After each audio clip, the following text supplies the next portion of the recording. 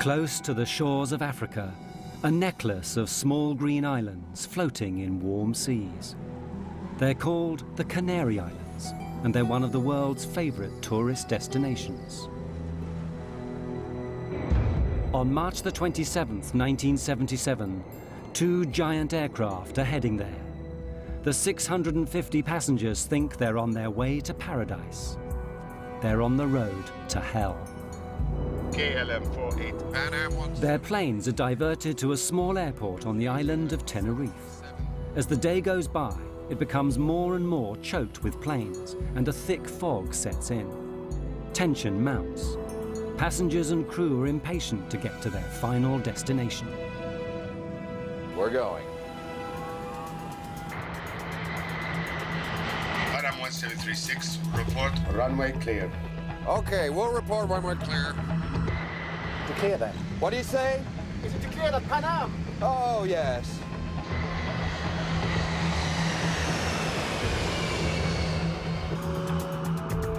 There he is.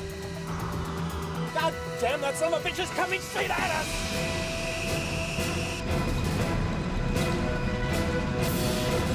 God damn.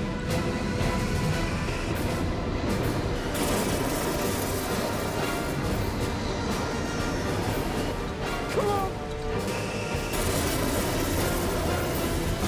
Come on! Get off!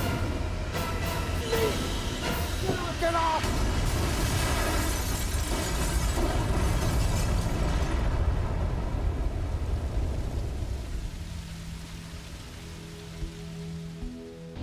Words cannot adequately describe the horror.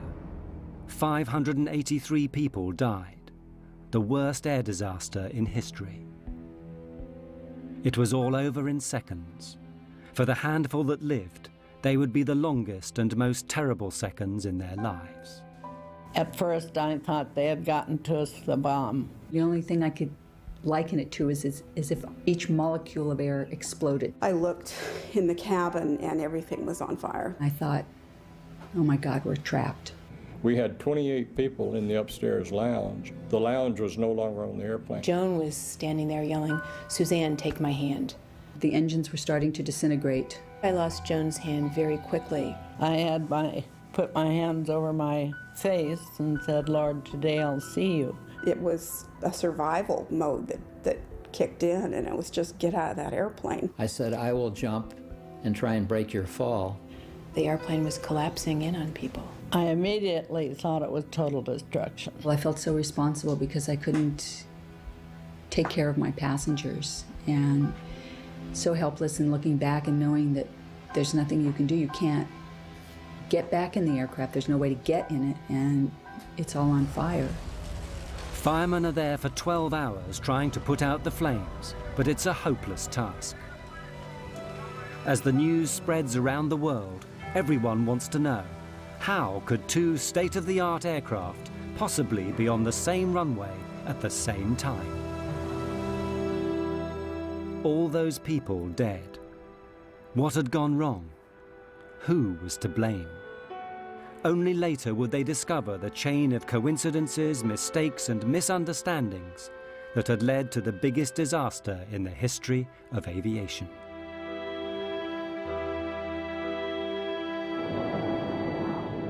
The story begins at midday on the 27th of March. Pan Am Flight 1736 is nearing the Canary Islands. This has been a long, long flight. The plane left Los Angeles via New York the afternoon before.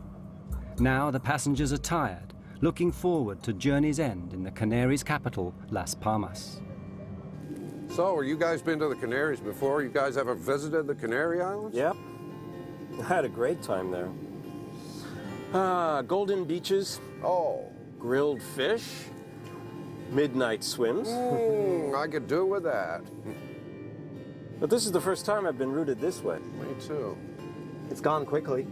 Yeah.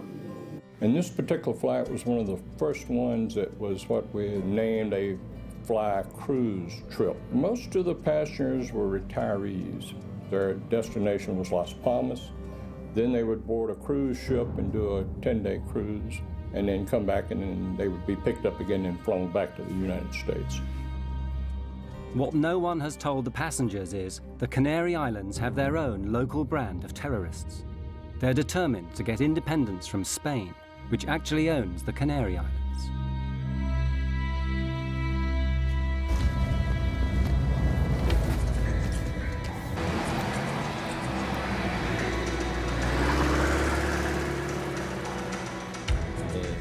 What everyone has to understand is that the Canary Islands are at war. As long as the islands are a colony, they will be at war with Spain. If the Spanish government doesn't agree to our three conditions, we'll launch full armed combat and we'll fight to the very end. Continuerons la lutte jusqu'à la fin.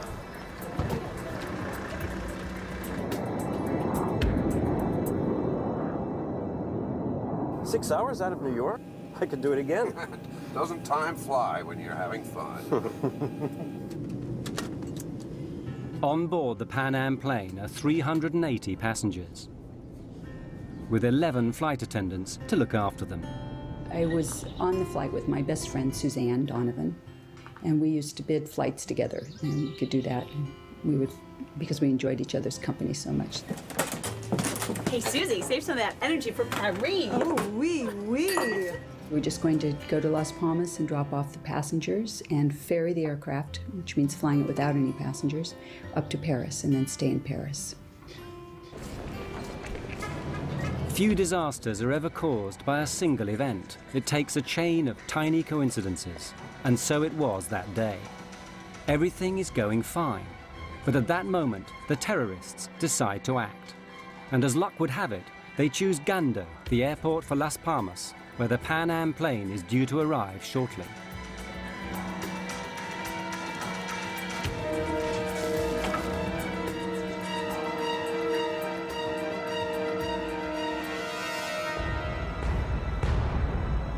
Just ahead of the Pan Am is another jumbo jet from the Dutch airline KLM. It too is heading for Gando Airport with 234 Dutch holidaymakers. The captain of the Dutch plane is Jacob van Zanten. He's KLM's star pilot. It's his face that appears in adverts all over the world. Van Zanten is so senior, he hardly flies anymore.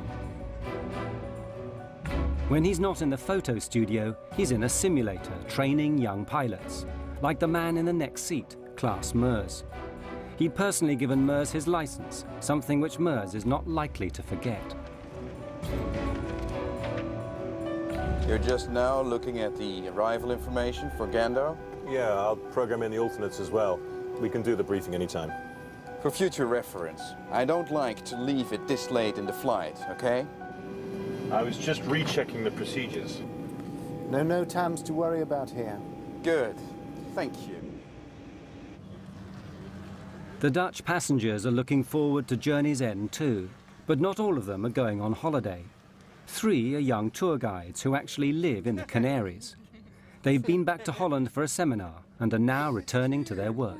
It's true. Back in Holland. Yeah. But I'm glad to be getting back to sunny Tenerife. I mean, how many people can say they have banana trees in their back garden? Yeah, well, a week was just good enough for me. I don't know why they send us back to Holland for those seminars. I mean, really, it's not as if we learn anything. We're not going to suddenly sell more package deals. Hey, we got a free trip home to see our families. I'm not complaining. Well, why don't we celebrate our return to the sweet life and paint Las Palmas town right tonight? Yeah. You both up for it? 3 of us went to Holland for a week. It was a kind of holiday and work. I lived in Puerto de la Cruz. That's a small village in northwest of Tenerife. Yvonne was traveling with me. Walter was traveling with us. And it was nice to see your colleagues every year. It was a very nice atmosphere on board and a very relaxed atmosphere. There are many families on the plane taking an Easter vacation break. Among them, 53 children.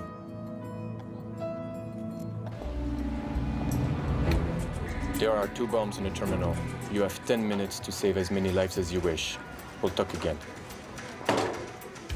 And so it begins, the first step on the road to disaster.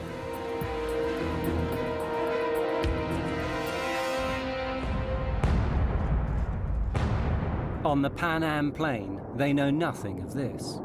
all is relaxed as the flight nears its end. You have control. Gando's already dialed in there. Yeah. Crew, Gando, Las Palmas Airport in 45 minutes. Ah, sí. Gando, Las Palmas Aeropuerto. Hombre. Ah, hand me the arrival info, would you? For the passengers, a welcome sight. The flight attendants beginning to tidy up in preparation for landing.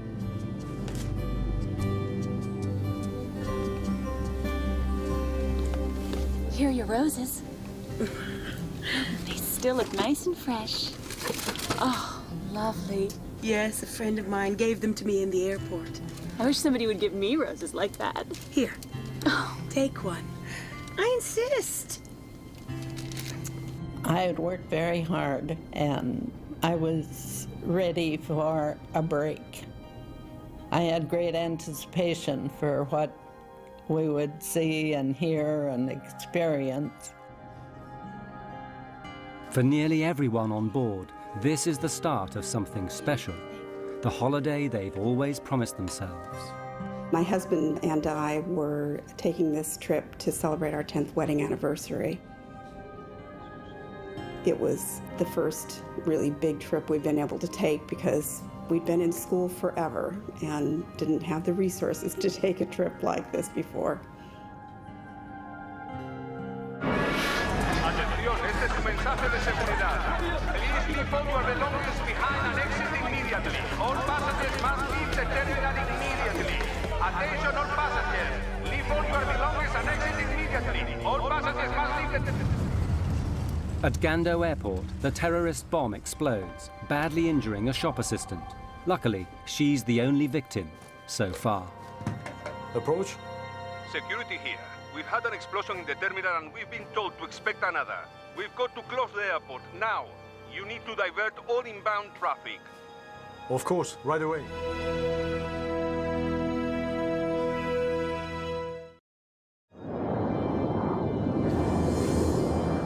Gando, KLM 4805 is with you now. Flight level 350, inbound, request approach. KLM 4805 Gando, the airport is closed. Divert to Los Olivos Airport via Tenerife VOR. Descent flight level 250. Well, how do you like that? I'm in serious danger of missing my dinner. 250 for you now. 50. This diversion is bad news for the Dutch pilots. They're only allowed to fly a certain number of hours, and they still have to get back to Amsterdam.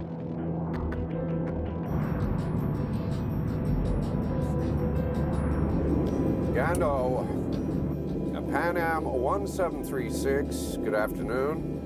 We're on flight level 370, 120 miles west, inbound, approach. Pan Am 1736 Gando, the airport is closed. Divert to Los Olivos Airport via Tenerife VOR. Descent flight level 250. We filled her up at New York. Ask them if we can wait. What would you say, George? 2 hours up here? 2 hours easy. Gando, 1736 requests a hold over Las Palmas. We have enough fuel to wait about 2 hours. Negative, sir. I say again, the airport is closed. We had an explosion in the terminal. There's already a long line of aircraft in front of you. Expect halts at Los Olivos. Contact Canaries approach now on 118.5. Oh, that's just great. I think they just had so much traffic to deal with, they didn't have time to even consider giving an airplane clearance to hold or whatever. So that's what I assumed, that they had made up their mind that they were just diverting everyone to Tenerife.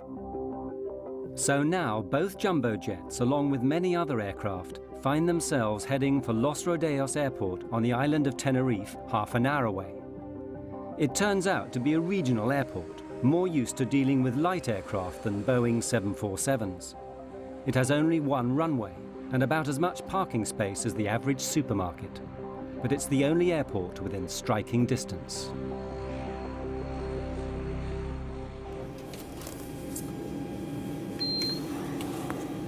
Ladies and gentlemen, this is Captain Grubb speaking.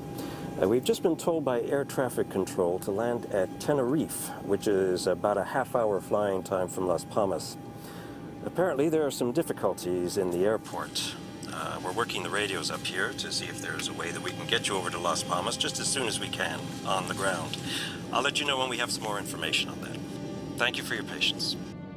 When they made the announcement that we were not going to be able to land right then at Las Palmas, mostly I was frustrated because it had been a really long trip, and I was tired, and time changes and this and that. So I guess I would say that the chief feeling was frustration and sadness that we couldn't immediately disembark and get on a boat. People were not happy about this because it was not a good omen. You know, it was not a good omen having this take place. For the air traffic controllers at Los Rodeos, it's not good news either. It's Sunday and they're short-staffed. In the tower, there are only the two of them. Enough on a normal day, but today there threatens to be as much traffic as a motorway on a bank holiday Monday. The hell are they thinking? What do they want? That makes 4 planes already and 2 747s on the way. So what have we got? Pan Am 747, KLM 747. KLM 4805, you are number 3 behind the 737. Report outer marker. 4805, follow the 737, report outer marker. My God, I've seen postage stamps bigger than this place. God, we're gonna get boxed in here, God damn it. Anyone care to hear about the landing checklist? Class, you're flying. You've got to call the landing checklist. Landing checklist, please. Auto brake? On medium, you never know. Runway is short, and on top of it might be slippery. Be careful. Lima Tango 107, you are clear to descend to flight level 80, holding pattern. At Los Rodeos, planes are pouring in one after the other. Sunjet 282, switch to ground now on 118.7. Sunjet 282, switching to 118.7. Good day. God damn it. Of all the days this has to happen. Just when Spain is going to teach Hungary a lesson in football. I don't know. For sure it's bad timing. How are we supposed to get all these planes down? That Sunday, the two controllers find themselves thrust into a situation that's way over their heads. Los Rodeos had never seen so many big aircraft all at once. Contact standby for taxi clearance. Sunjet will take your place. You can begin your taxi just after it passes behind you. Brake, Spantax, hold on. Hey, say, where are you going to put the KLM? Next to the breathing 737. No choice. Still waiting for the Pan Am 747. Yeah, but that's 2 large carriers. It won't be easy to handle. You got to leave some room for these other planes that want to roll. Pan Am 1736, leave level 230 now for level 120, call back crossing 180. The Pan Am plane begins its approach. 1736 cleared to flight level 120, report crossing 180. The passengers are fed up. After 13 hours in the air, they're wondering when it's all going to end. Say, why the diversion? Is anything wrong at the airport? No, just a slight technical difficulty. It'll be cleared up in no time. Nothing serious? No, nothing to worry about. At the back of everyone's minds is, how long is this diversion going to last? Is it going to jeopardize their cruise? Will they miss the boat? Their tour guide reassures them. Hello, everyone. This is Beau Moss speaking. Ladies and gentlemen, our cruise ship, the Golden Odyssey, has got its engines running and will, I've been told, come out to pick us up if this delay should continue.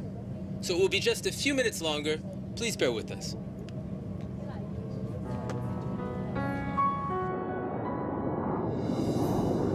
Auto brake selector on medium? We did the landing checklist. Auto brakes, medium. KLM 4805, clear to land runway 30. Roger, 4805, clear to land 30.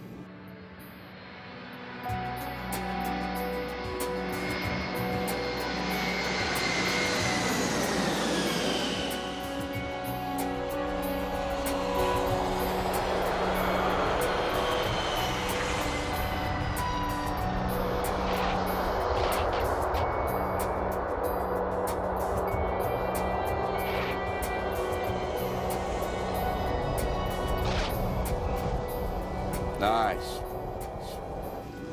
Clever kiss landing. Nice and smooth. Grandma didn't spill her tea. Next time, just get the plane stopped. Don't eat up all the runway. You never know. Okay? Right. I think he wants us to park parallel to the 737. All right. You've got room on my side. You can turn. Stop. Brake here. Stop. All right. That'll do. That'll do. Good, good, good. Los Radios ground. KLM 4805. 4805 ground. Yes. Any idea how long we're going to be here? Negative 4805. We're waiting for the word from Gando. Well, then, we need to get our passengers in the terminal so they can be more comfortable. How many passengers do you have on board? 273 passengers. I'd rather not have them in here moaning and complaining. Roger, we're sending a passenger bus. Thank you. But this might only take a few minutes. Or it could be hours. You want to tell them to stay in there? The controllers are now stuck in the middle of a traffic jam, the likes of which have never been seen before at this airport. The tarmac is getting bumper to bumper. Miguel, take a look at this. Make it fast, man. We already got 2 aircraft blocking Charlie 1 and Charlie 2. The only option is to start landing them up down here. Not everyone's gonna make that turn onto Charlie 3. I already thought about that. We can squeeze the Pan Am 747 through here. How do you get them out if we ever do get them out? We'll have to backtrack them. Taxi down here, turn around, take off. He's gone, you do the next one. We'll be here all night, you know that, right? Or you can go out there and pave us another runway. Maybe I do.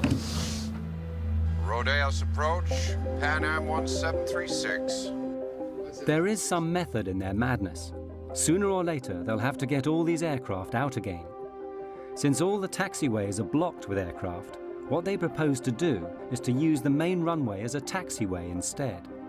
The planes will take it in turns to taxi down to the far end, turn round, and take off. Ladies and gentlemen, we apologize for this delay. While the flight crew... The Dutch plane waits on the ramp. Its passengers should be spending this afternoon on the beach. Instead, they learn they're going to spend it hanging around the departure lounge of a small airport. No. We're going to visit another airport first, Los Rodeos. Then we'll be going to Las Palmas. Los Rodeos. Yes. Go on. Let's get your shoes on. It is weird. Robina, Walter and Yvonne actually live and work on this island. So when they eventually get to Las Palmas, they'll have to get another plane to bring them straight back again. Well, maybe we could get off here. Yeah, and what about our bags? You're so materialistic. Just because you want to see Paul doesn't mean the rest of us have. Robina wants to see her boyfriend Paul in Tenerife tonight, not spend it in Las Palmas. I miss him so much after this week in Holland. I could skip Las Palmas, to be honest with you. We're moving. Let's go. Bye. See you. Bye. You all right? Yeah. You don't look it. It's not right. There's all these planes. I get a bad feeling about this.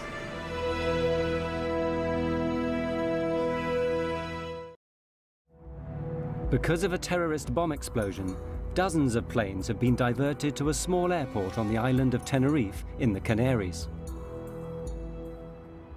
One of the first to arrive is a KLM jumbo jet. Its passengers are taken to the terminal. But what with those arriving, those departing, and those, like the Dutch, who are in transit, the little terminal is becoming overwhelmed.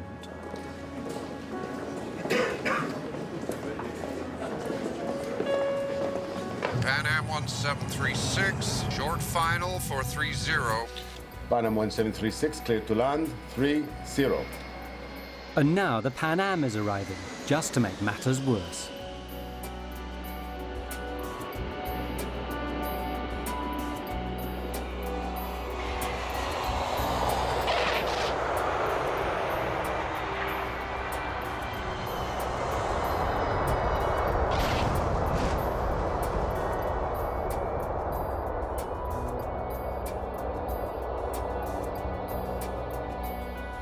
1736 at the end of the runway. You have a follow me for taxi instructions. Have you got him inside? Affirmative, sir. 1736, you will be just behind 3 other planes. Have you got them inside? Looks a bit tight in there. 1736, be careful of your jet blast. When you turn, there's a plane just next to you. The ground situation was a traffic jam, because when we landed there, the ramp was so crowded with other airplanes, and we were directed to taxi down to the end of the ramp area and park behind 3 other airplanes. And basically that's all we saw, and we didn't know when the airport at Las Palmas was going to open, so we really didn't leave the airplane area, let's say. By this time, the terminal is so full, there's no room for the Pan Am passengers. They'll have to stay on board their aircraft. After 14 hours stuck inside it, they're not happy. Ladies and gentlemen, I've authorized a door to be opened and the stair ramp set in place so that anyone who wants can walk down and stretch their legs. Unfortunately, due to the number of other airliners here now, we cannot get near the terminal. Now, I know we've all had a long day already, so I hope that we can get you out of here in about an hour or so. Thank you very much.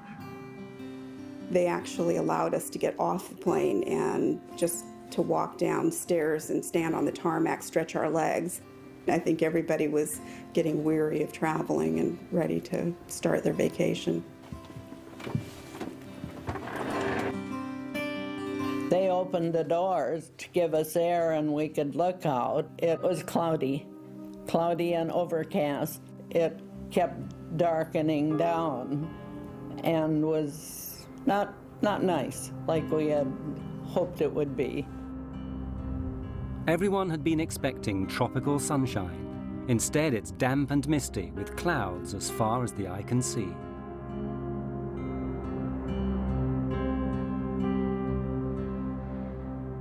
I'm worried we're going to get caught by this fog. All we need now is for them to close down that runway. Yeah, we need them to get a move on or else we'll be spending the night here and then hello duty time limits. Any idea of how much longer we've got before we need to get another crew down to take over? Yeah, well, it says here that the company time limits are 10 hours of flight and an amplitude of 13 hours, and that's with 1 stopover. But if there are 2, it goes down to 9 and 11. But we're allowed to ask for derogation. Jesus Christ, who writes this stuff here? I'm going to back time from when we have to be back at Schiphol to stay legal, right? What happens if we go over the civil and company time limits? Well, you get hung out to dry. You lose your license, your career, everything.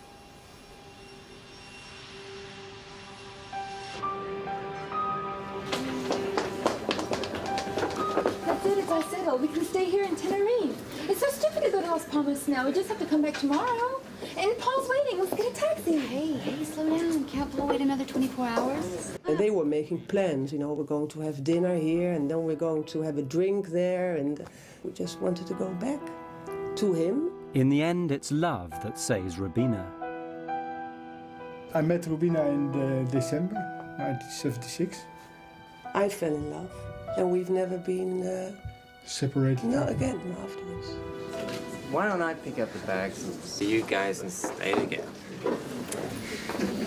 Stay. You know, Walter and I actually know how to have a good time without you. Yeah.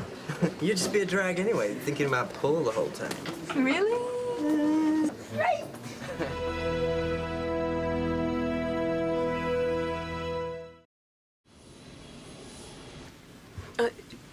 Excuse me. Is everything all right? Yes, we're all right. I am a bit peckish, though. Maybe we could get something to eat. I'm sorry. There is nothing left on board. Maybe just a cup of coffee and a biscuit? Not even that. I'm sorry. I really am.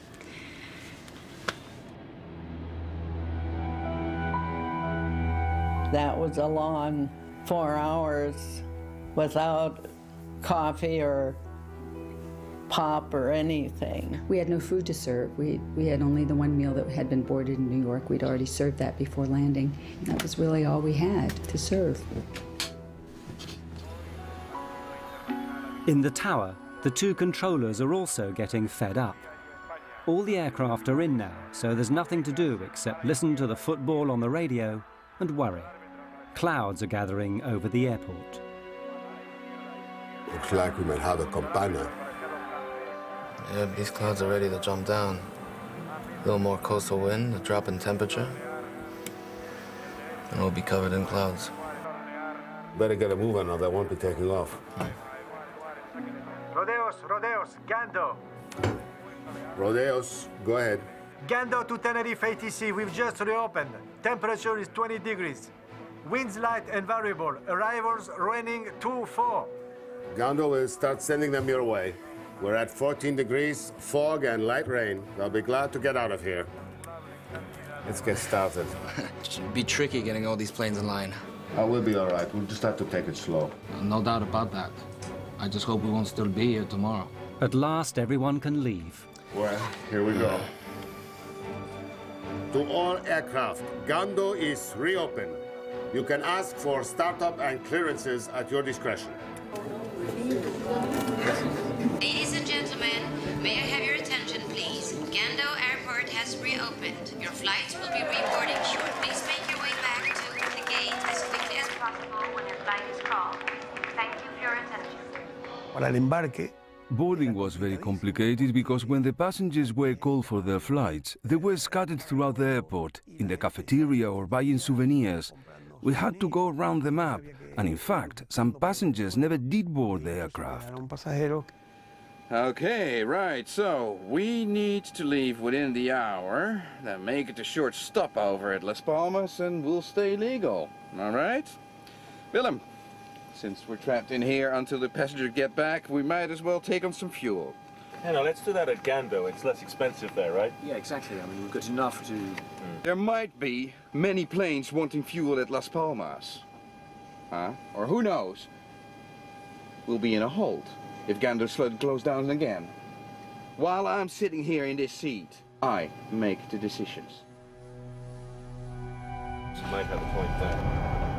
Refueling before they take off will affect everything that happens from now on.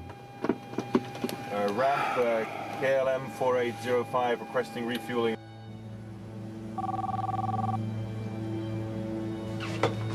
Yes? We're going to refuel during passenger boarding. Apply the necessary security measures. Information lights on, toboggans armed for doors without step ladders. And do you know when we will be in the air again? My crew is starting to wonder about their shift time. Tell them whatever they like. I'm trying to save us some time here, okay? Certainly, Captain.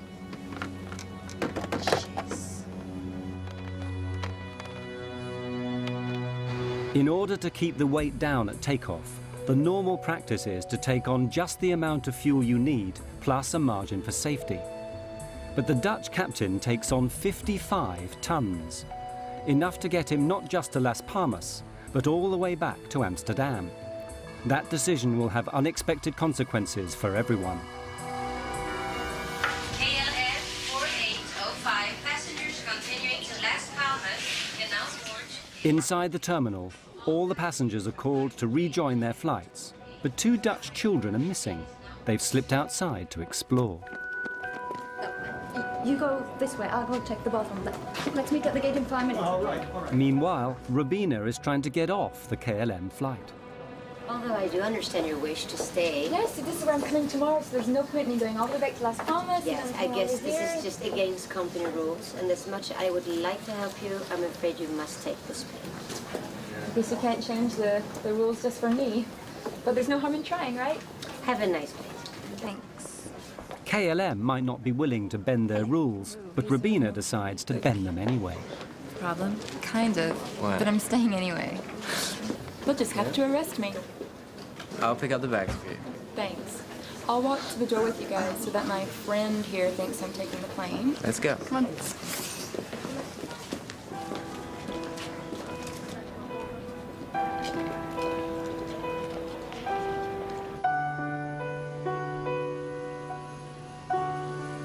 they wanted me to go with them. And they really tried to persuade me, and I tried to persuade them to stay.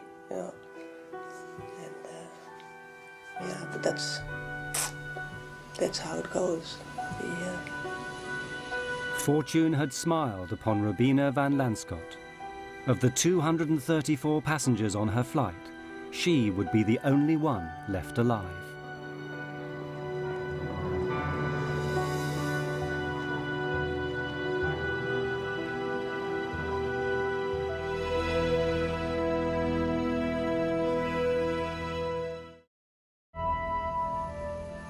The temperature is 14 and falling.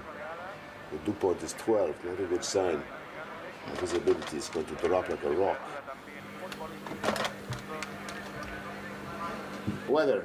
Hi guys, it's Fernando. What's the current visibility?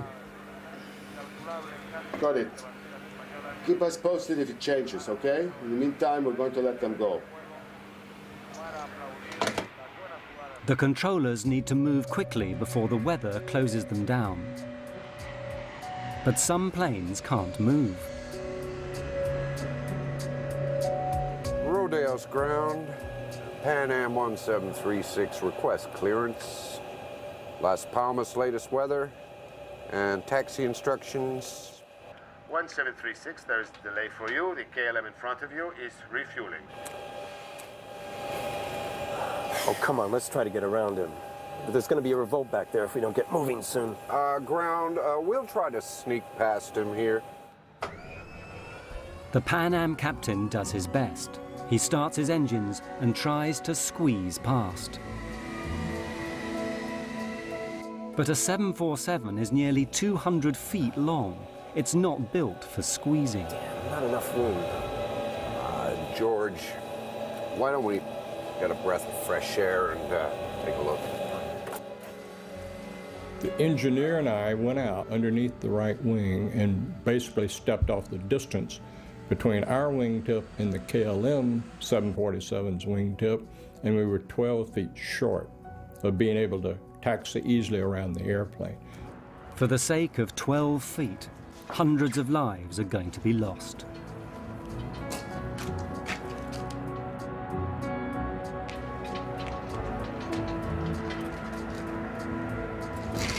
Did you notice that when we were coming in? The volcano, amazing, isn't it? Legend has it the devil himself lives on Mount Teide. 12,000 feet, highest point in Spain. It's always in the clouds. You must get socked in here all the time. Yeah, warm, moist air comes screaming across the Atlantic, hits this island, gets cooled down, and wham, you're in the soup. And the tourists start screaming. KLM 4805, this is Pan Am 1736. What's Anthony? We're stuck behind you guys. Have you got any idea as to what time you'll be rolling? 35 minutes. KLM out. He hung up.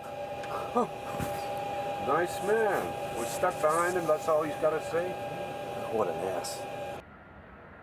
On the KLM, more frustration. That's the count. We're missing 4. It must be the family from row 33. All right. I'll let you tell the captain. I'll help prepare the cabin for the cuff. Gee, thanks. I know. Roberto, you have to find them. Please, hurry up. Please. Okay. Captain? Yes. What is it now? We're missing 4 passengers. We have 273 passengers back there who will be spending the night in here if we don't get moving. Now, unless you want to be locked in there with them, I suggest you get over to the terminal and drag them in here, now! On the Pan Am plane, the passengers have had enough. Most of them left home some 18 or 20 hours previously. They've been up all night, stuck in an airplane seat. They're tired, jet-lagged, and they understand less and less why all these other planes seem to be taking off, but not them.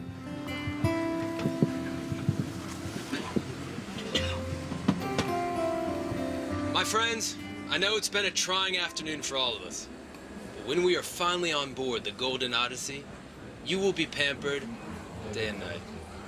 Your own private telephone will give you access to room service at all hours. A twist of the button will give you just the right temperature. Queen-size beds will make you forget these airplane seats.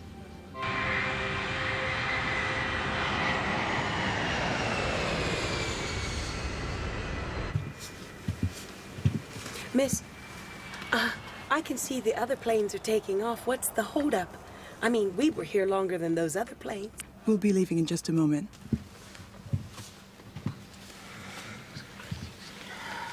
Keep thinking of Paris, I guess. You can keep thinking about it. Yep. Moulin Rouge, maybe? The old Moulin Rouge. Dancing girls? Dancing girls. Da, da, da, da, ya, pa, pa, pa, pa, pa, pa. Ya, ya, ya, ya, pa, pa, pa, pa, pa, pam. Da, da, da, da, Ay, ya, pa, pa, pa, pa, pa, pa. Dum, dum, dum, pa, pa, whoop, pa, pa, pa, pa, pa, pa, pa, pa, pa, pa, pa, pa, pa, pa, pa, pa, pa, Bum, bum, bum. You ever get there? We'd get there. Around about this time, the ground controller, Roberto, manages to find the two missing Dutch children. Where have you been? Come on, hurry up. They're only waiting for you to take off.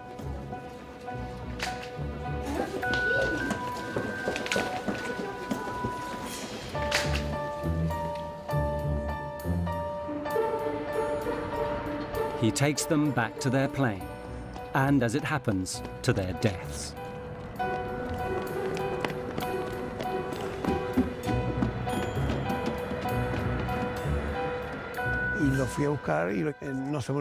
I'll never forget that. If I hadn't found them, they'd be alive today. But was it destiny?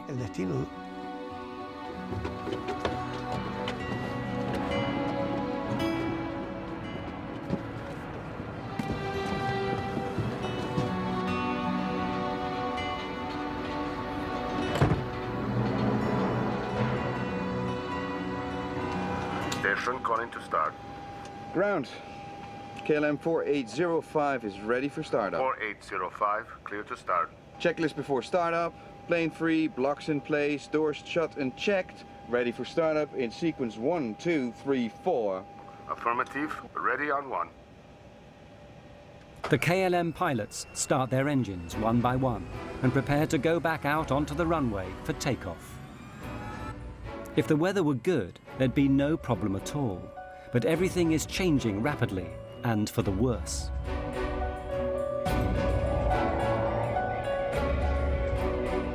Taxi company is here. Visibility is right down.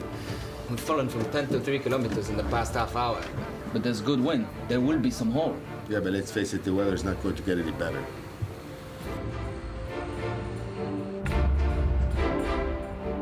Approach 4805 requires backtrack on runway 12 for takeoff on 30. Taxi straight ahead to end of runway and make a backtrack. Roger, make a backtrack. 4805 is now on the runway.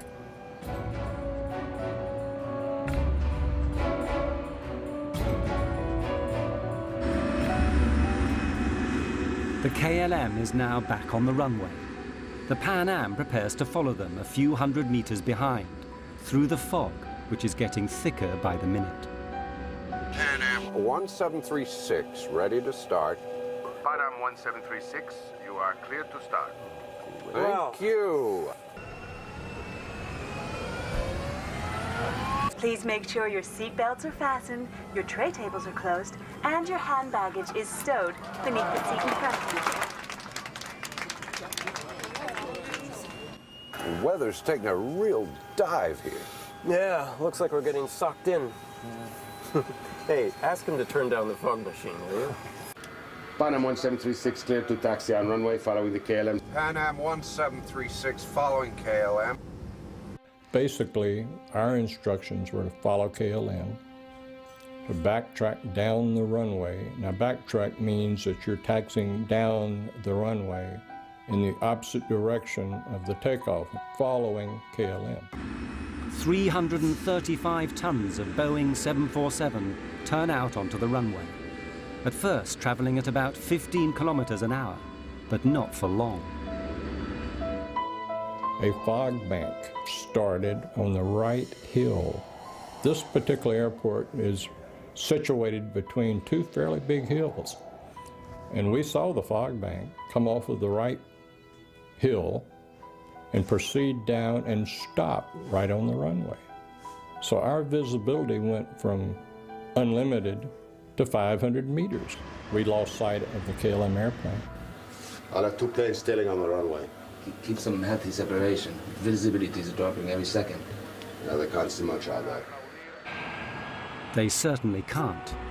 The KLM plane is groping its way through fog.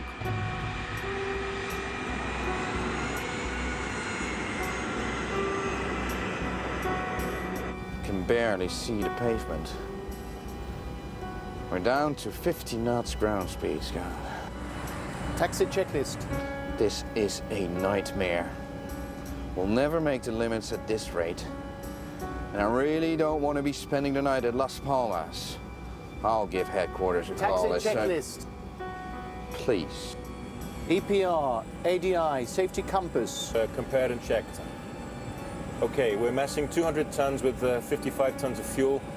The parameters are checked and verified by myself. Rolling checklist completed.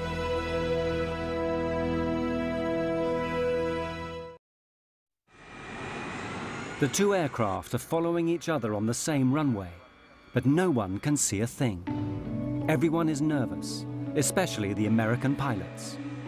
They know that before long the KLM will turn round and come back down the runway at full speed, taking off.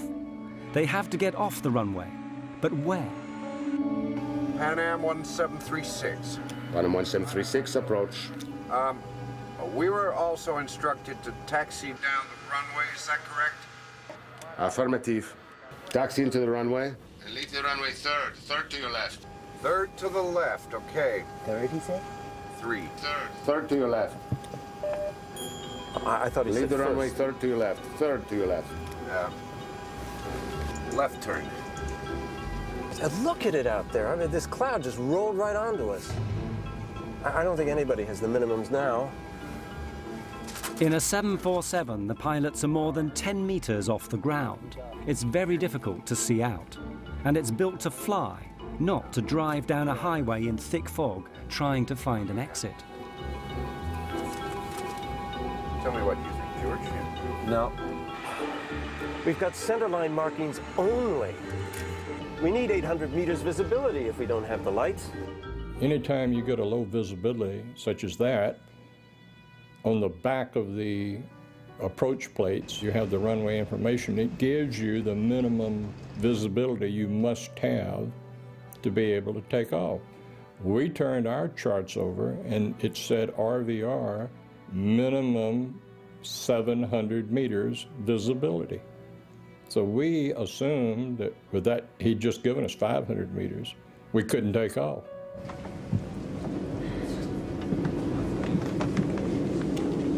My feet are killing me. Something tells me this isn't going to be over anytime soon.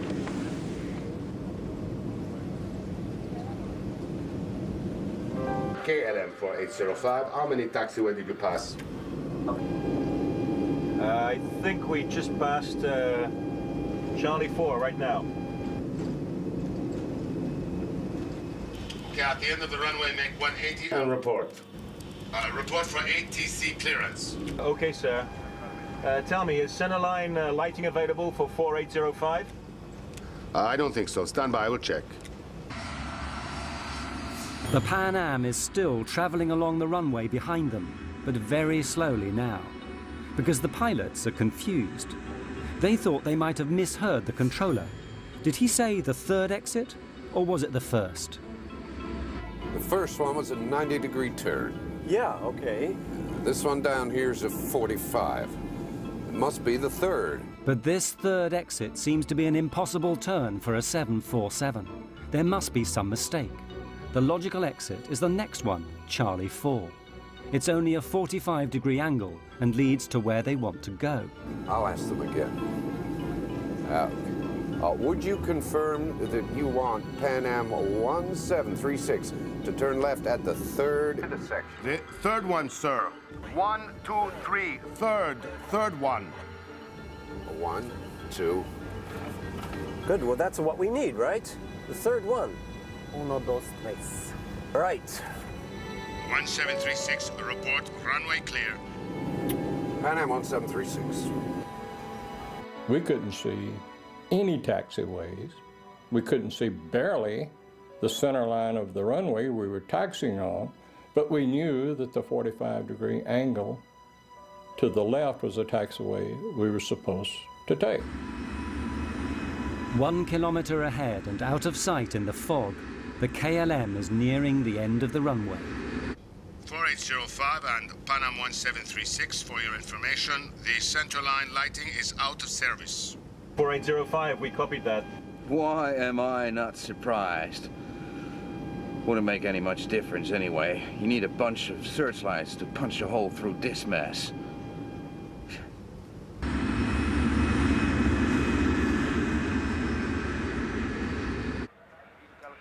Back in the control tower, things are becoming stressful too. For several minutes, they've been unable to see either of these 2 big jumbo jets on the runway. They don't have ground radar like a big airport. To all intents and purposes, they're working blind. I lost them. I can't see. No visual contact. I hate working like this, blind when the planes are on the ground. Even they don't know where they are. They're doing well. I mean, there's good separation distance. Pan Am 1736 approach. Position, please. 1736, just checking that... That's the 45 there. Yeah? Yeah, that's this one here. Yeah, I know. Okay, the next one is almost a 45. Yeah, but it goes, but it goes ahead. I think it'll take us to the taxiway. Yeah, just a little bit, yeah. Okay, for sure. Maybe he counts these as 3. Oh, I like this. On the KLM, Captain Van Zanten knows that he is now very close to the minimum visibility for takeoff. There's a good chance he's going to be trapped on the ground, forced to spend the night at Los Rodeos. Not an enticing prospect. Christ, bloody weather. Klaus, give me takeoff speeds. Yeah, okay. The V1 will be 120 knots and the VR is 135 knots. I'm preparing the frequencies, 139 and 138.7. Lights on. Affirmative. Strobes as well. Of course, the people in the back have no idea about any of this. The way that everything is clicking into place. That's it. Just one last hop and we'll be there, okay? Goody. Is it going to be a long holiday? Just like last year. The only thing which might alert them is the fact that the view from their windows is now down to just a few dozen meters. Where's the wing gone? It's hidden by the fog. What? A frog? A big green frog? Don't be silly, just calm down.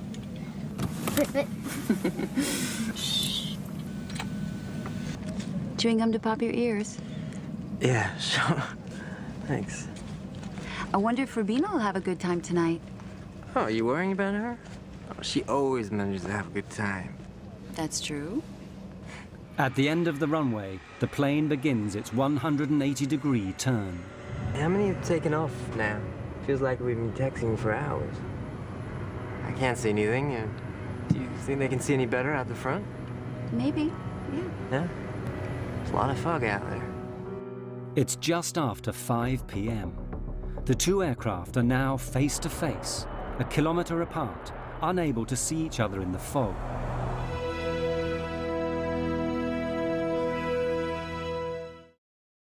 Okay, we're on the numbers now.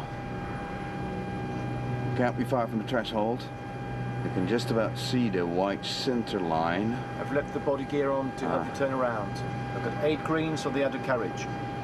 Wipers on. Lights are on. I said wipers on. All right, there you go. Okay, we have 700 meters visibility here now. Wait a minute. We don't have ATC clearance. I know that. Go ahead, ask. KLM 4805 is now ready for takeoff. We're waiting for ATC clearance. KLM 4805, you're cleared to the Papa Beacon.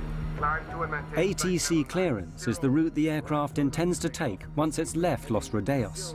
But it's not permission to take off. That has to be obtained separately. Las Palmas VOR. Roger, sir. We're cleared to the Papa Beacon, flight level 90. Right turn out 040 until intercepting the 325. We're going. No! Stand by for takeoff, I will call you. And we're still taxiing down the runway. Pan Am 1736. Pan Am 1736, report runway clear.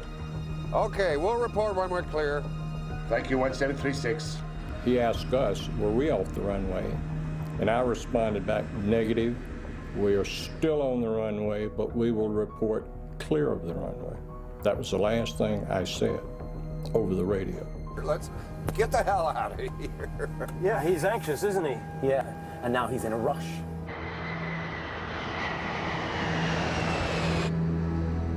We were only taxiing at 3 miles an hour. Nothing in my mind would have even given me the thought that he was taking off.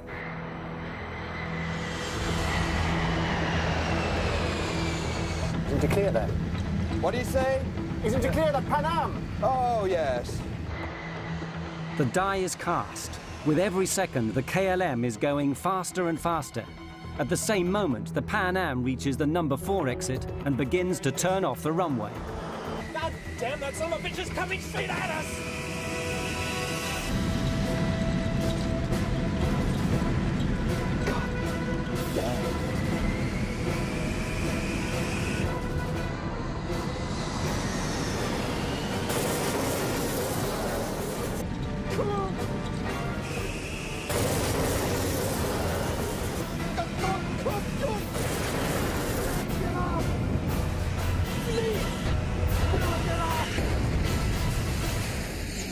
When he hit us, I didn't think he'd done us that much damage because the airplane very quickly shuddered. The first thing was this huge, loud noise, and the only thing I could liken it to is if each molecule of air exploded. That's the way I thought of it afterwards. It just was so loud. At first, I thought they had gotten to us the bomb, and it came up and slammed down. The lights went out, and flames came through. I had put my hands over my face and said, Lord, today I'll see you. The minute I opened my eyes, I looked in the cabin and everything was on fire. All the windows were going in the cockpit. I looked out to the right wing was on fire. I looked back to the left. We had 28 people in the upstairs lounge. The lounge was no longer on the airplane. It was just a big hole there. And I could see all the way to the tail of the airplane, just like someone had taken a big knife and cut the top off. People were just sitting in their seats. They weren't moving. I don't know why. Yeah, in normal circumstances, you're supposed to wait for a command, but it was clear you didn't need to wait for a command in this situation. There was fire, and I shouted to Suzanne, fire on the wing. She ran back to my exit and saw Suzanne standing there, getting ready to open the door, and just saw the door crumple like cheap tinfoil. And I thought, oh my God, we're trapped. I was staring at the door, and I yelled, unfasten your seatbelts, remove your shoes, leave everything, come this way.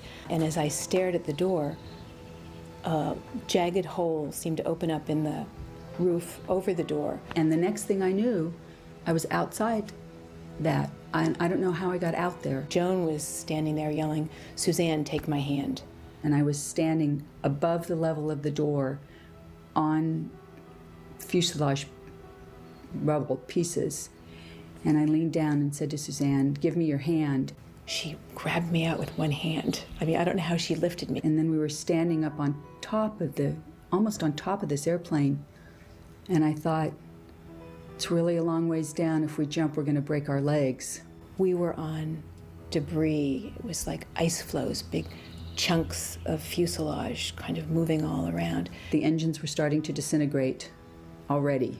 We could hear them disintegrating and throwing metal. I lost Joan's hand very quickly, so I jumped. And it seemed like the leap from a second-story building. The captain He elected to jump down in the first class section of the airplane, and when he hit the first class floor, the floor collapsed and he fell on down into the cargo area.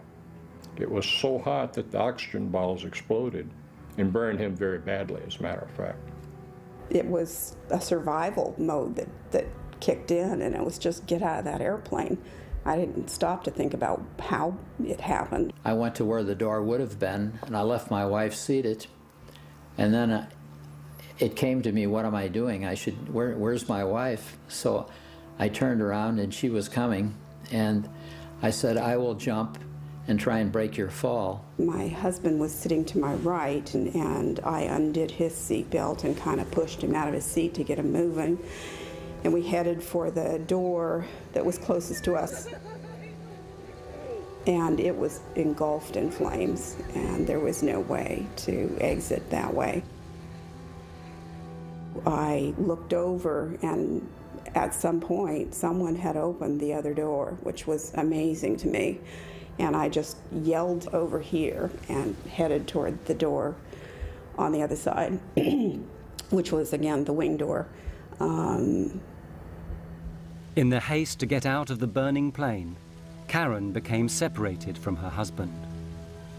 He died in the flames.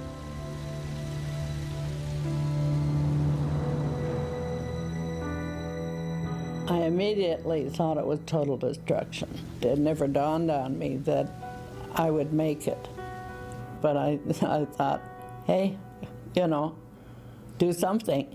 Don't just sit there, do something. I just went over the seat backs, and I'm not that athletic really, but I went over 3 rows of seats. One man was sitting there looking like I need help, but I couldn't help him. When KLM hit us, all communication stopped. The tower called and couldn't get any response from either the KLM or ourselves. There was an airplane in the holding pattern right above Tenerife. Called the tower and said, I see smoke and wreckage on your runway. Rodeos approach Sterling 105. We're downwind from runway 30 and something's glowing on the field. Looks like a fire. Are you aware of any fire? Shit, this can't be true!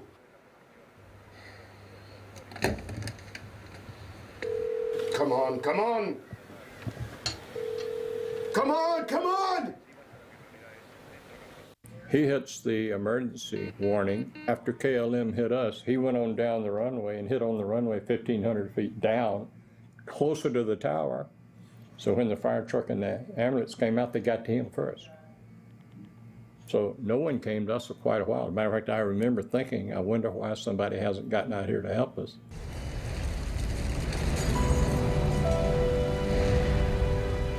It's complete bedlam. In the fog, the fire trucks don't know where to go. When they eventually find the Dutch plane, it's hopeless. Everyone's dead. And the whole time, they don't realize there's a second plane a short distance away, hidden in the mist, with people waiting to be saved. It's another 20 minutes before the Pan Am plane is discovered.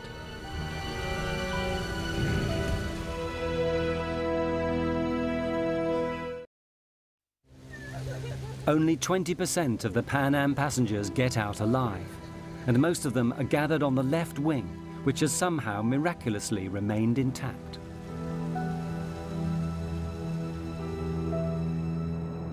The entire left wing of the airplane was covered with passengers.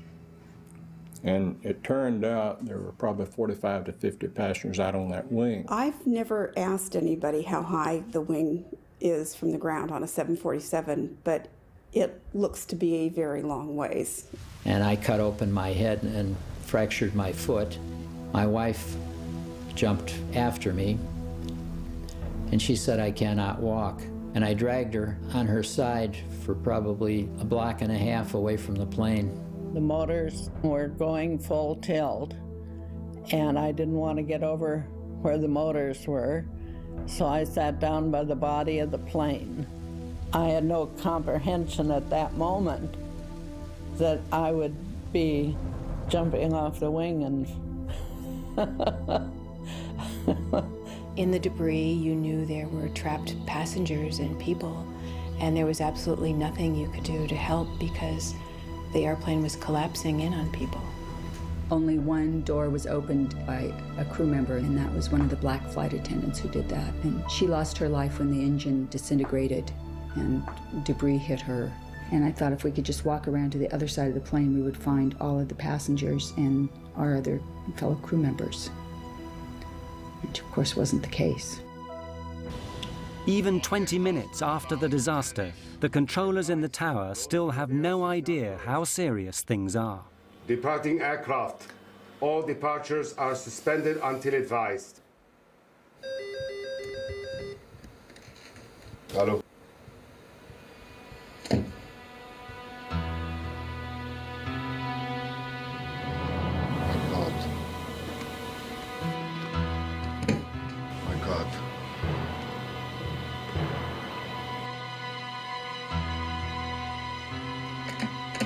I'll get a local fire out of here.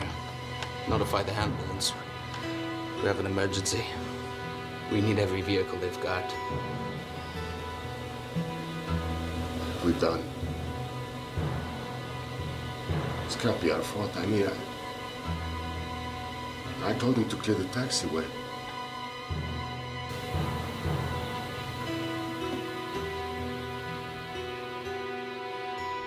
When I got out on the ground, I could hear people screaming and yelling and all. Within about 5 minutes, you heard absolutely nothing. There was no noise at all, just the airplane burning. I asked one of our medical directors later on what he calls that, and he said that when you have a fire that hot and that much of a fire, it consumes all of the oxygen in there, and people basically suffocate. I felt so responsible because I couldn't take care of my passengers, and so helpless in looking back and knowing that there's nothing you can do. You can't get back in the aircraft. There's no way to get in it, and it's all on fire. Of the KLM plane, very little remains. It had continued flying for another 400 meters before slamming into the ground. The 55 tons of fuel it had taken on ensured that everyone on board died in the fiery explosion. It was personal vehicles, cars and trucks that seemed to come onto the grass and gather up people. About 75% of our surviving passengers got to the hospital in taxicabs. It was a wild, crazy ride as we were going to the hospital. The skin was hanging on both hands because I had received burns, but it hadn't affected my eyes. I had blood all over me, and I walked up to somebody and said, "I'm a doctor, can I help?" And the guy that I said it to had the oddest look on his face, just this very wan smile, and he just shook his head, and then I immediately went into a coma. Word soon gets out, and in the hours that follow, the international press begin to arrive, and the first news is flashed around the world. Rescue workers are still going through the wreckage of the 2 jetliners this morning in the Canary Islands.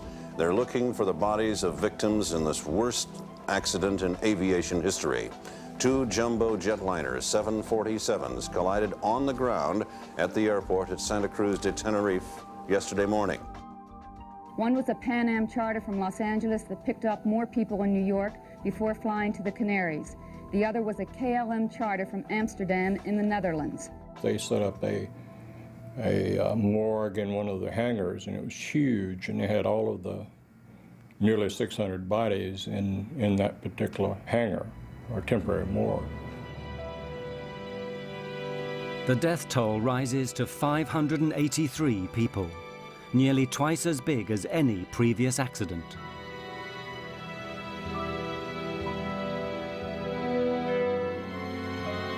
And then everyone begins asking the same questions. How and why could 2 state-of-the-art airliners smash into each other on the same runway?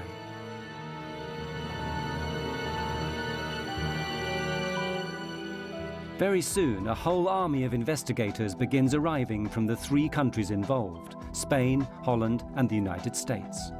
Under the rules that govern this sort of thing, they all have a right to be there, but that doesn't mean they're going to get along. In Spain, the military still runs everything, including aviation. When the American team from the National Transportation Safety Board arrives, the Spanish general in charge won't even let them into the room. I sneaked in and I went to the general and told him, the general, my name is Luis Carmona. I represent the U.S. government, the NTSB, and I am here to participate in the investigation. He answered back to me, I represent the king and you get out. So as I was walking out, he looked at me again and he said, hey, you don't look American.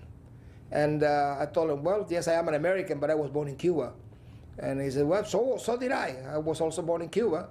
So he turned around and he asked me questions and asked me to bring my team in, and we started doing the accident investigation then. The investigators discover the chain of coincidences that had led remorselessly to the deaths of 583 people. If any one of them had not occurred, neither would the accident. The first had nothing to do with airplanes, a terrorist bombing perpetrated by a small group fighting for their independence.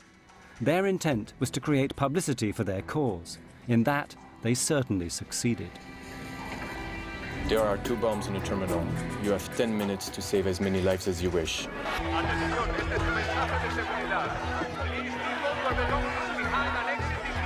The airport is closed. Divert to Los Rodeos Airport via Tenerife VOR. Descent flight level 250. Because of the bomb, all air traffic was rerouted to Los Rodeos Airport on the neighboring island of Tenerife. But it's a small regional airfield with only 1 runway. A 747 can land there. The runway is long enough, but that's all. The airport is ill-equipped and unable to handle that amount of planes or people. Lima Tango 107, you are clear to descend to flight level 80. Subject 282, switch to ground now. Contact standby for taxi clearance. KLM 4805, clear to land runway 30. Pan Am 1736. Pan Am 1736, short final. As luck would have it, this tidal wave of traffic happens on a Sunday afternoon, when there are just 2 controllers on duty. They're good, but not used to handling as many airplanes as on that day. Big airplanes that need lots of room to park. They are confronted with an enormous jigsaw puzzle. We'll be here all night, you know that, right? Or you can go out there and pave us another runway. Meanwhile, in the KLM cockpit, the stress is mounting. Any idea of how much longer we've got before we need to get other crew down to take over? Yeah, well, KLM had recently introduced new company rules which handed out severe penalties for pilots who exceeded their flying hours. What happens if we go over the civil and company time limits? well, you get hung out to dry.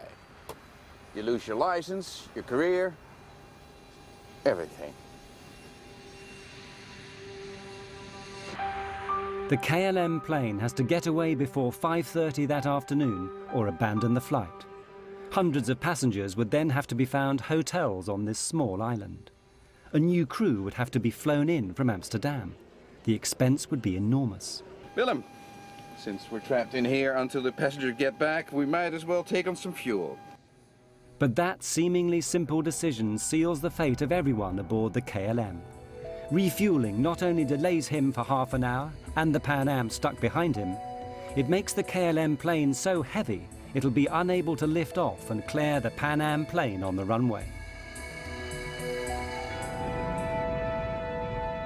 The half-hour delay has another effect. During that time, the weather changes abruptly. Los Rodeos is an unusual airport. It's on a plateau high in the hills. The Los Rodeos airport is at 2,000 feet elevation, and the normal clouds in the area, they stay about 2,000 feet. So when the wind blows the clouds over the airport, it closes the airport. The visibility goes to zero. And it goes on and off all the time.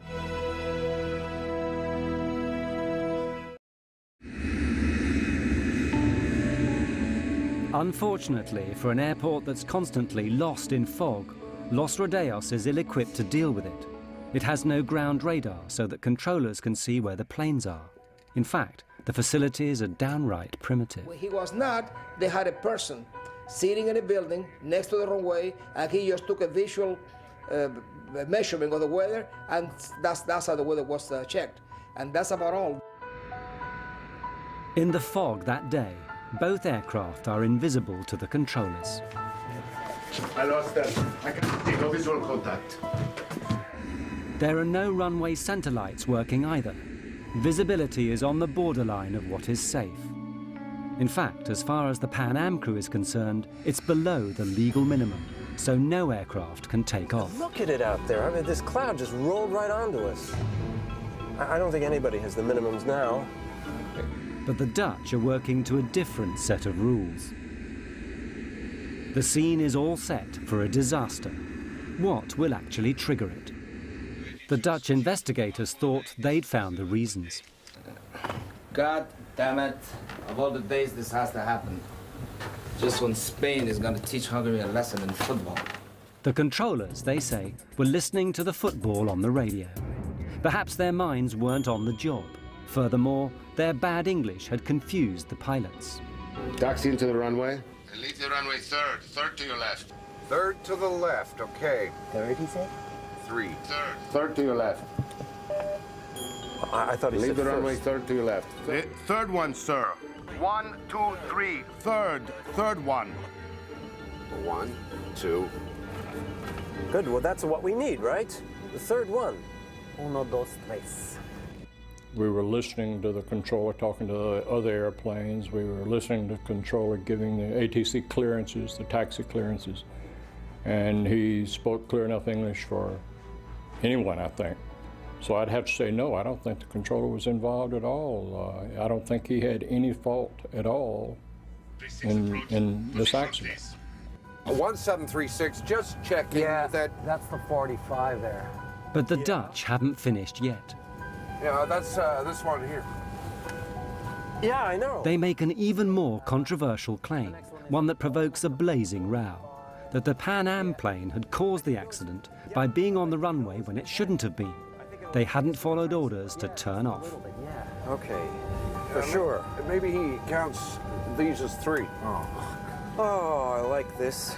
They were going to taxiway 4. He was instructed to go on 3, but he had to go 4 because taxiway number 4 was the one that had 45 degrees, and it was easy for the 747 to access it. We said, confirm which taxiway you want to take, and he says, the third on your left, 1, 2, 3, the third on your left.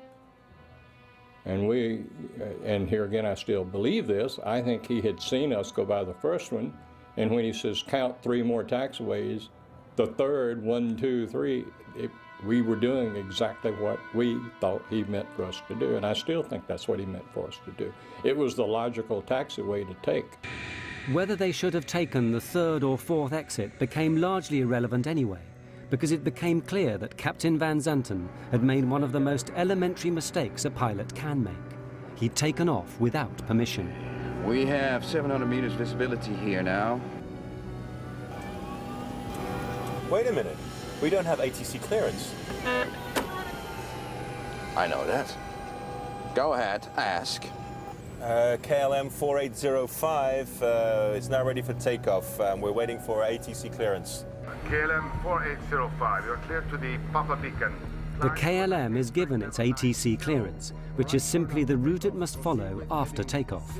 Now, it must wait for permission to take off. 325 radial at Las Palmas VOR. Roger, sir. We're cleared to the Papa Beacon, flight level 90. Right turn out 040 until intercepting the 325. We're going. But why didn't his crew stop him? It's very difficult for a co-pilot or a flight engineer to tell the captain, hey, look, you missed something. Tenerife exposed a problem that had long existed in commercial air travel. The pilot was regarded, and often regarded himself, as God. The captain is always right. He's never wrong. No junior officer was ever going to contradict the airline's top pilot, the man who'd given him his license. Panam 1736, report runway clear. it to clear that? What do you say? Is it to clear the Panam? Oh, yes. Captain Van Zanten, highly stressed, knowing that he has to take off or abandon the flight. His crew, aware that he's done wrong but frightened to tell him. Disaster is now inevitable. God damn.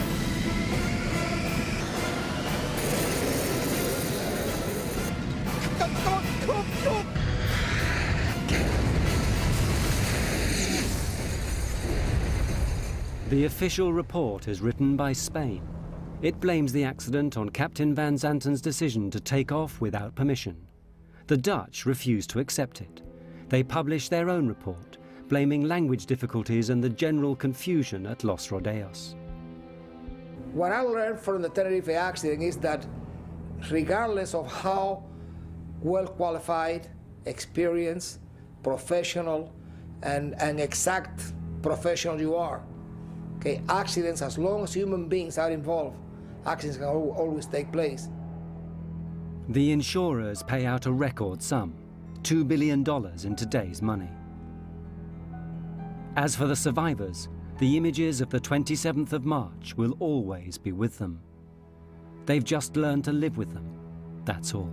And whenever I have friends that travel, I tell them, make sure you know where your exit is, make sure you read all that stuff, know how to get out of the airplane. I mean, those are important things. I never had nightmares. I had only dreams about being helpless and being at an airport behind a big, thick window and watching an airplane take off and knowing that it was going to crash and wanting to shout out, but there's this big, thick glass window. You're just helpless, and that's what you feel, is this, because our responsibility is to take care of everyone, and that's what we want to do, and we couldn't do it. We couldn't save them. The loss of my husband had a tremendous impact on my life, on my son's lives, on my extended family's lives. It was huge. Then you can see how strange life is, you know, that things like that happen, that you get off and they go on, and perhaps if the plane left a minute later, it wouldn't have happened. I think it brought home to me how quickly you can leave this life and how everyone should enjoy life every and each day as much as you possibly can. Well, after the crash, I decided to start a family. I thought maybe I will stay home and have children. I thought, you know, my friends have died, and if I let myself sit in this little apartment, it's going to be as if I'm curled up and died, and that's not fair to them. I can honor them best by living a life, a full life, and not being afraid. I am blessed because I do not have any horror left over from the accident. I felt ashamed the first while. And a long time I thought, you know, I wish I died, because I felt very bad. I was scared for quite a while after the crash, but I knew if I flew with Joan, she would pull me out again. I had to quit the NTSB. I didn't retire. I felt so bad that I became ill. I had to go to a doctor and get some medication because I got sick. I went back to Tenerife, my wife and I had a driver take me out to the airport and show me the runway, and I looked at it all. I did it all over again. And then I went back and took the Golden Odyssey steamship from the Royal Cruise Line to sort of complete the situation which I had missed.